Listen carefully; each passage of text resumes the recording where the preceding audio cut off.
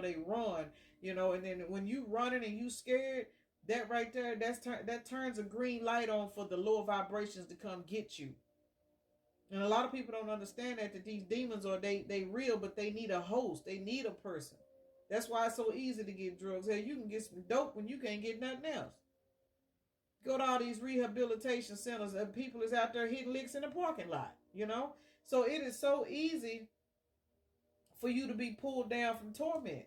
But you got to have the faith to walk through the new door, because once you have that faith, that's when your divine blessings is going to pour in. But so many people don't make it. They don't. They end up losing the battle. They lose their faith.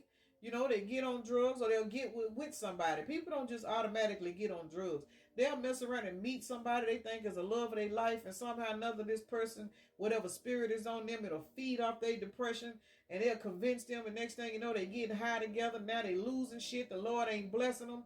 Now you ain't got nowhere to live. Now this is going wrong, that's going wrong, because you done opened up you lost your faith, and you went towards something that was not for your higher good. Now you're going through all of these lessons. There's no such thing as bad luck. Everything is a fucking lesson. It's a lesson. I can remember clearly back when I was younger. I would be going through so much stuff. It's like every time I move into an apartment, in a few months, something happened. I got to leave. I got to move. I got evicted. I got this. I got that. I had a job, but I had all these kids. It's like 1 month, my light bill would come out to be higher than my rent. When you live in apartments, you ain't getting no extensions on no rent. If your rent ain't paid by the 15th, they file an eviction on your ass. They don't care what you got going on. I mean, I would go through so much stuff back then. And I remember my aunt told me one day, rest her soul, that's my teacher, that's my trainer. My aunt took me when I was 16 years old, and I had her till I was 37. That was my big sister. But that's the only person in life that I've actually been close to, that I now realize she was my overseer. She was my spirit guide for the time that she was here. And she told me one day, she said, you need to stop doing this. You need to stop this person from coming around. I don't say people's names, but she would tell me, once you get this person out of your life, your luck is going to change. Once you do this, once you do that. She was speaking to me. She spoke to me on a higher perspective. But she only could speak as high as she really understood. She was speaking higher, but I don't think she really understood what she was saying. But now I look back, she was teaching me. And she was the only person that talked to me to the point to where I would take what she said. And I'll never forget, I cut this particular person off. I cut him off. I quit dealing with him.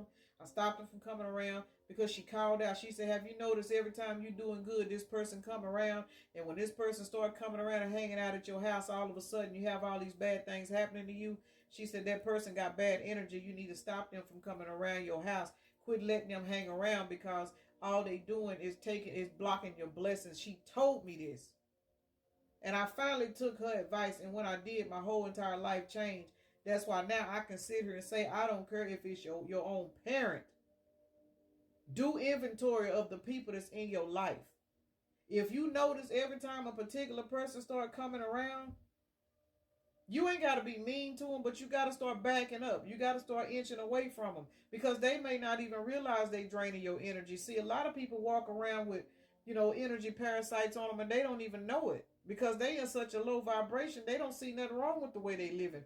They don't see nothing wrong with them not being able to keep nothing. They don't see nothing wrong with, going from house to house. And that's not to talk bad about anybody, because hell, I done been in that predicament a couple of times, and I had a bunch of kids with me.